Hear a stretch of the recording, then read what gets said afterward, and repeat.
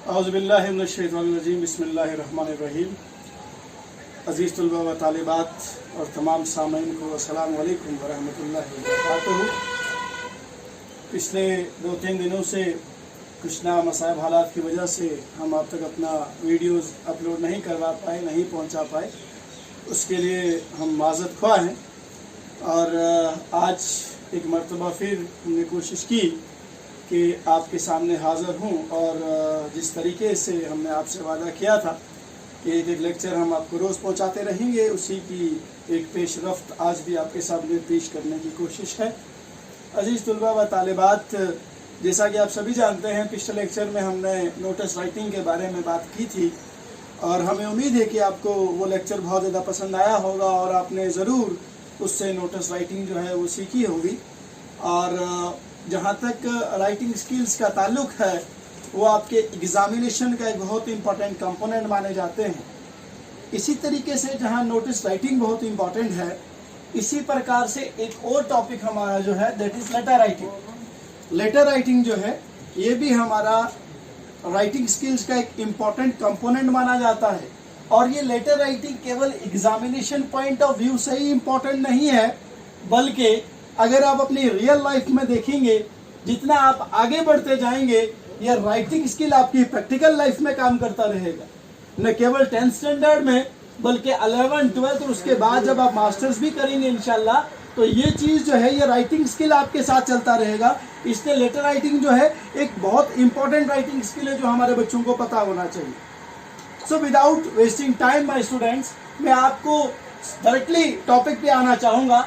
Already आपने previous classes में पढ़ा होगा और चूंकि 10th स्टैंडर्ड के बच्चों को बेसिक चीज़ें तो मालूम होती हैं, लेकिन फिर भी मैं चीज़ों को रिपीट करना चाहूँगा कि जब हम लोग लेटर राइटिंग की बात करते हैं तो लेटर राइटिंग जो है वो 3 प्रकार की होती है। यानी we had categorized letter writing into 3 different categories. पहली कैटेगरी क्या है? Personal letters. आप समझिए, मैं फिर बता रहा हूँ, लेटर राइटिंग को हम 3 कैटेगरीज में डिवाइड करते हैं: पर्सनल लेटर्स, ऑफिशियल लेटर्स और बिजनेस लेटर्स। अब अगर मैं पर्सनल लेटर्स के ऊपर बात करूं मेरे बच्चों, पर्सनल लेटर्स को हम लोग इनफॉर्मल लेटर्स भी कहते हैं, या हम इनको पर्सनल लेटर्स को हम क्या कहते हैं? इनफॉर्मल लेटर्स या अनऑफिशियल लेटर्स। इन्हें अनऑफिशियल लेटर्स भी कहा जाता है, क्योंकि ये वो लेटर्स होते हैं जो हम अपने फ्रेंड्स या रिलेटिव्स को लिखते हैं। फॉर एग्जाम्पल, आप अपने किसी भाई को कोई खत लिख रहे हैं, अपने चचेजाद भाई को खत लिख रहे हैं, अपने किसी रिश्तेदार को कोई चीज लिख रहे हैं, अपने किसी दोस्त को खत लिख रहे हैं, तो वो सारे जो लेटर्स होते हैं my dear students, they come in the domains of personal letters. तो आपको पता चल गया कि personal letters are also called as informal letters. जब मैंने वर्ड इनफॉर्मल यूज किया तो आपके जहन में यहाँ पे एक बात जरूर आ जाती है कि इनफॉर्मल वो चीज होती है जहां पे हमारे पास, यानी हम लोग इनफॉर्मल वर्ड्स भी इस्तेमाल कर सकते हैं, जैसे dear, love you and all these pleasing words जैसे आप बोल सकते हैं, वो हम वर्ड्स इन लेटर्स में इस्तेमाल कर सकते हैं। बहरहाल जब हम वहां पे आएंगे तो मैं डिटेल में आपको बताऊंगा। सेकेंड चीज, official letters. Official letters are also called as formal letters. Official letters are those letters which are addressed to government officials or the editors. For example, you are writing an application to your concerned Tahsildar for backward certificate. That is an official letter. For example, you are seeking admission for class 11 in your nearest high secondary. You are writing an application to your principal. That is an official letter. For example, you are opting a profession as a teacher and किसी school में, what I mean to say, कुछ posters खाली हुए हैं तो वहां पे आप अप्लाई करते हैं. So for applying for the post of job is an official letter. So official letters are those letters which are addressed to government officials or the editors. For example, you are writing something to the editor of Greater Kashmir. You are writing something to the editor of Rising Kashmir to highlight some of the problems. So such kind of letters are called as, my dear students, they are called as official letters. They are also called as formal letters. And third type of letters, they are called as business letters. These letters are addressed to public or private organizations in relation with to the business deals. Now, we are going to discuss them one by one. Then what is the procedure of writing a personal letter, of writing a official letter, of writing a business letter? पहली बात मेरे बच्चों अगर बात करेंगे, पहली चीज मैंने आपको बोला पर्सनल लेटर्स। पर्सनल लेटर्स मैंने ऊपर आपको बताया, पर्सनल लेटर्स वो लेटर्स होते हैं जो हम अपने रिलेटिव्स को लिखते हैं, जो हम अपने फ्रेंड्स को लिखते हैं, जो हम अपने नियर्स एंड डियर्स को लिखते हैं, उन लेटर्स को पर्सनल लेटर्स कहा जाता है। अब पर्सनल लेटर में चार चीजें आप ज़हन में याद रखेंगे। Whenever you are going to compose a personal letter, तो आपकी पर्सनल लेटर जो है वो इन चार चीजों पे मुश्तमिल होती है। पहली चीज हेडिंग। फॉर एग्जाम्पल हेडिंग की बात करेंगे, दैट इज योर नोटबुक, ये आपकी हेडिंग, ये आपकी कॉपी है। तो अब पहली चीज क्या है? हेडिंग।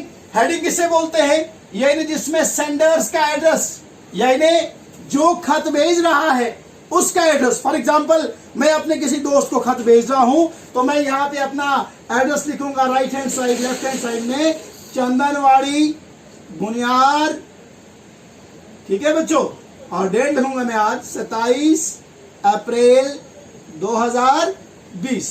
सो ये वाली जो चीज है ना मेरी, ये वाली, that is called heading, that is called heading. इसको हेडिंग बोलते हैं, जहां से मैंने खत स्टार्ट किया। सेकंड चीज is called as salutation. Salutation का मतलब ये होता है कि अब जिसको मैं खत लिख रहा हूं उसके लिए मैं कौन सी प्लीजिंग वर्ड्स के इस्तेमाल करूंगा। मैंने पहले बोला the word salutation means addressee is addressed by using special words like my dear. For example, मैं अपने किसी दोस्त को भेज रहा हूं तो मैं लिखूंगा my dear Ramesh. So this word dear जो है, आप फॉर्मल लेटर्स में ये my dear नहीं देखेंगे, वहां पे you have to use respected sir, you have to use respected ma'am, but यहां पे आपने सैल्यूटेशन में प्लीजिंग वर्ड इस्तेमाल किया my dear, that too in the center। इस चीज का आप ध्यान रखेंगे। उसके बाद मेरे बच्चों तीसरी चीज आपकी आ जाती है बॉडी। बॉडी का मतलब ये होता है कि इसमें जो भी आप इंफॉर्मेशन, यहां से आप स्टार्ट करेंगे, जो भी आप इंफॉर्मेशन अपने दोस्त तक पहुंचाना चाहते हैं वो इंफॉर्मेशन आप इसमें इंसर्ट करेंगे। फॉर एग्जाम्पल मैं अपने दोस्त रमेश तक ये इंफॉर्मेशन पहुंचा चाह रहा हूं कि 3 मई के बाद इंशाल्लाह लॉकडाउन खुलेगा, स्कूल दोबारा खुलेंगे, आई होप ऐसा हो जाए।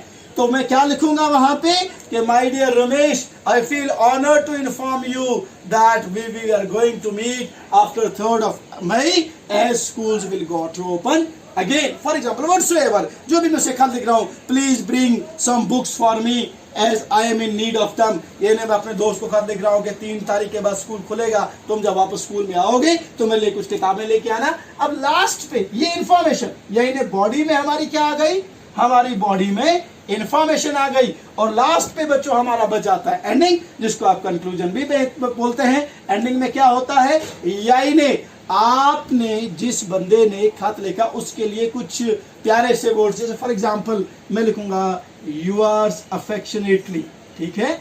मैं अपने बाप को या अपने भाई को खत लिख रहा हूं तो मैं अफेक्शनेटली का इस्तेमाल करता हूं। अक्सर जब भी ब्लड रिलेशंस की बात होती है मेरे बच्चों, तो वहां पे आप पर्सनल लेटर्स में yours affectionately का इस्तेमाल करते हैं। और अगर आप अपने फ्रेंड्स के लिए लिख रहे हो तो आप yours sincerely भी लिख सकते हैं, yours truly भी लिख सकते हैं, ठीक है बच्चों। और इसी तरीके से अगर आप अपने टीचर्स को लिख रहे हैं या अपने किसी सीनियर मेंटर को लिख रहे हैं तो आप यहाँ पे yours faithfully भी लिख सकते हैं, ठीक है। तो इस तरीके से मेरे बच्चों हम लोग पर्सनल लेटर जो है उसको लिखते हैं। अब इसके बाद हम लोग डिस्कस करेंगे एक demo, how to write a personal letter. So dear students, अब हम लोग बात करेंगे फॉर्मल लेटर्स के बारे में। मैंने आपको पहले ऑलरेडी पर्सनल लेटर्स बता दिया, वो लेटर्स जो हम लोग फ्रेंड्स एंड रेडियोस को करते हैं एड्रेस, उन्हें कहा जाता है पर्सनल लेटर्स। और जो लेटर्स हम लोग गवर्नमेंट ऑफिशियल्स और एडिटर्स को एड्रेस करते हैं उन्हें कहा जाता है फॉर्मल लेटर्स। हम इनको ऑफिशियल लेटर्स भी कहते हैं। अब अगर हम इन लेटर्स के बारे में बात करें तो जब भी हम फॉर्मल लेटर लिखेंगे मेरे स्टूडेंट्स, तो हम ये 5 चीजें अपने जहन में रखेंगे। जिस तरीके से मैंने आपको बताया पर्सनल लेटर्स में कि 5 चीजें लेटर राइटिंग करते वक्त हमें अपने जहन में रखनी चाहिए, वही 5 चीजें हम यहाँ भी जहन में रखेंगे। पहली चीज होती है हेडिंग। हेडिंग जैसे मैंने वहां पे बताया था कि जो लेटर लिख रहा है वो कहाँ का रहने वाला है, क्या कैसा है। जैसे फॉर एग्जाम्पल मैंने यहाँ पे हेडिंग लिखी है बुनियाद बारामूला 25 अप्रैल, तो ये क्या है, दैट इज हेडिंग। ये आपकी कॉपी है और ये कॉपी का लेफ्ट हैंड साइड है, तो लेफ्ट हैंड साइड में आप ऊपर हेडिंग लिख सकते हैं। उसके बाद दूसरी चीज होती है name and designation of authority receiver, यानी आप लेटर किसको लिख रहे हैं, जिसको भी आप लेटर लिख रहे हैं उसका या तो नाम या तो उसकी डिजिग्नेशन या तो उसकी अथॉरिटी आपको मेंशन करनी है। फॉर एग्जांपल मैं लेटर लिख रहा हूं डायरेक्टर स्कूल एजुकेशन को, तो मेरे लिए अथॉरिटी क्या है, डायरेक्टर स्कूल एजुकेशन। तो मैंने यहाँ पे व्हाट आई मीन टू से रिसीवर की डिटेल लिखी डायरेक्टर स्कूल एजुकेशन कामा कश्मीर श्रीनगर, तो इसकी ऑफिस का नाम भी आ गया and location of the office भी आ गई। आप इसकी जगह फॉर एग्जाम्पल स्कूल में लिखेंगे तो आप लिखेंगे प्रिंसिपल हायर सेकेंडरी स्कूल बुनियार, आप लिख सकते हैं तहसीलदार बुनियार, आप लिख सकते हैं हेडमास्टर हाई स्कूल परमपिला, आप लिख सकते हैं प्रिंसिपल इमाम पब्लिक स्कूल नूरखा, आप लिख सकते हैं हेडमास्टर हाई स्कूल नूरखा। यानी जो भी अथॉरिटी है आपकी जो आपने यहां मेंशन करनी है, तो रिसीवर की डिजिग्नेशन और उसके ऑफिस का नाम आप यहां पे मेंशन करेंगे। और उसके बाद नीचे रेस्पेक्टेड सर, इसको कहते हैं सैल्यूटेशन, यानी अगर आपका जो ऑफिसर है वो मेल है तो आप रेस्पेक्टेड सर लिखेंगे, अगर फीमेल है तो आप रिस्पेक्टेड मैम लिखेंगे। तो सॉल्वेटेशन में यानी जैसे आप लोग एड्रेस करेंगे। अब यहाँ डिफरेंस क्या है, देखिए मैंने क्यों बोलता हूँ कि फॉर्मल लेटर्स और इनफॉर्मल लेटर्स में ये फर्क है। पर्सनल लेटर्स में आपने यूज किया था माई डियर, यहाँ पे हम लोग डियर का इस्तेमाल नहीं कर सकते, ये फॉर्मल लेटर है, तो यहाँ पे आपको वर्ड सर लिखना है सॉल्वेटेशन में। उसके बाद बेटा आपकी बॉडी स्टार्ट हो जाती है। बॉडी में आपने ब्रीफ इंफॉर्मेशन, ये नहीं कि 4 शान नहीं मारने हैं, टू द पॉइंट, यानी बिल्कुल कॉन्टेक्स्ट के अंदर जो चीजें आपके व्हाट आई मीन टू से दायरे में है, लेटर को सूट करती है, वही बतानी है। आउट ऑफ कॉन्टेक्स्ट नहीं जाना है। आउट ऑफ कॉन्टेक्स्ट का मतलब ये है कि जब हम फॉर्मल लेटर्स इनफॉर्म लिखते हैं तो वहां पे हम लोग मन की बात बोलते हैं, अरे यार मैं तुमको बहुत मिस कर रहा हूं। तो अगर ये चीज हम डायरेक्टर स्कूल एजुकेशन को रेफर करेंगे, मैं आपको बहुत मिस कर रहा हूं, तो ये 4 ही हो गया ना, it simply shows that we are making fun of it. तो हम लोगों ने आउट ऑफ कॉन्टेक्स्ट नहीं जाना है, ब्रीफ करके टू द पॉइंट बात जो है वो इस बॉडी में मेंटेन करनी है। जैसे फॉर एग्जांपल मैं डायरेक्टर स्कूल एजुकेशन को अब लेटर लिख रहा हूं कि सर मैं बहुत ऑनर्ड फील करता हूं, I want to open an school, मैं एक स्कूल खोलना चाहता हूं, kindly provide us the permission to open the school, हमें परमिशन दे दी जाए। और लास्ट पे आपका आ जाता है एंडिंग, जिसे आप बोलते हैं यूअर्स फेथफुली। जैसे यूअर्स फेथफुली वहां पे हमने लिखा था yours affectionately, yours truly, yours sincerely, यहाँ पे हम लोग यूअर्स फेथफुली का इस्तेमाल करते हैं। तो इस तरीके से मेरे बच्चों आपकी फॉर्मल लेटर जो है वो बन जाती है। तो आज के इस टॉपिक में हमने आपको बताया कि व्हाट आर द पॉइंट्स जो हमें पर्सनल लेटर और फॉर्मल लेटर्स बनाते वक्त अपने जहन में रखते होंगे। आई डू होप कि आप आज अपने घर में बैठ के इन पॉइंट्स को जहन में रख के जरूर अपने घर पे ट्राई करेंगे और शाम को 1-2 लेटर लिखने की कोशिश करेंगे। बेटा हमने कोशिश की कि बिल्कुल छोटे से वक्त में आपको ये चीज़ आप तक पहुंचा दें। टाइम ज़्यादा नहीं है, वरना आपको कंक्रीट एग्जांपल्स भी देते पर्सनल लेटर्स की भी और ऑफिशियल लेटर्स की भी। इंशाल्लाह आप घर पे खुद भी प्रैक्टिस करिएगा और आई डू होप कि आपको हमारा ये टॉपिक जरूर पसंद आया होगा। मैं हर लेसन में कहता हूँ to err is a human, गलती इंसान से होती है और वैसे भी माई श्याम चल रहा है और इसमें इस वक्त ऐसी हालत हो जाती है कि इंसान समझ नहीं पाता कि बोल क्या रहा है, लिख क्या रहा है। बहरहाल हमने कोशिश की कि आप तक ये बात पहुंचाएं और हमें उम्मीद है कि आप ज़रूर इससे मुस्तफ़ीद होंगे, आप ज़रूर इसका फ़ायदा लेंगे। इंशाल्लाह आप वैसे ही हमें अपना प्यार देते रहिए और हमारे साथ बने रहिए। जो चीज़ हम आप तक पहुंचाते हैं इसका फ़ायदा उठाइए। देखिए मैं फेसबुक पे या यूट्यूब पे ये चीज़ डालने का बिल्कुल मकसद कोई पब्लिसिटी स्टंट नहीं है। हमने अंग्रेजी पढ़ी है, हम जानते हैं, सिर्फ एक मकसद है कि आप लोग इसको पढ़ें। हमें आपके लाइक की ज़रूरत नहीं है, हमें आपके कमेंट की ज़रूरत नहीं है, हमें एक ही चीज़ की ज़रूरत है कि आप इस वीडियो को पढ़ें और अपनी नॉलेज को अपने घर पे बैठ के इस नॉलेज को रियल लाइफ में इंप्लीमेंट करें। मैं इन्हीं वर्ड्स के साथ आप फिर बोलूँगा कि प्लीज़ गलती इंसान से होती है, बट इस गलती के पीछे जो लॉजिक है, जो हमारा मार्टी है, उसको ध्यान में रखिए।